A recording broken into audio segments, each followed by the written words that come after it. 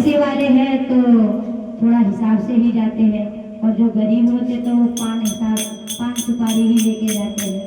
कम से कम जो पैसे वाले होते हैं तो उनका तरीका देखो, पैसे वालों का कैसे माता रानी को प्रसाद चढ़ा के आते हैं,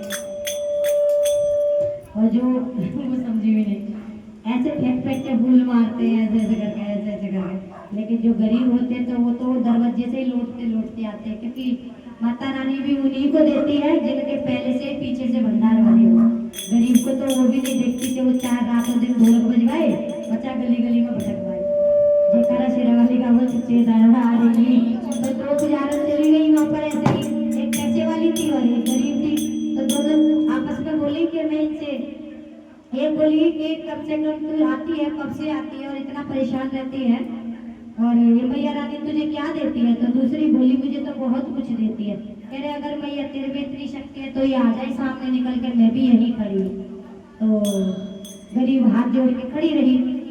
तो जो पैसे वाली थी वो अपने साइड में पूजा करके खड़ी हो गई, बोली देखती हूँ मैया रानी आ जाती है कि नहीं आती। तो जो मेरी गरीबनी भगत थी वो बोली देखो कैसे नहीं आएगी और मैं बुला के रहूँगी। जयकारा शेरावाली का वो सच्चे दरबार की जय। किसे ढूंढता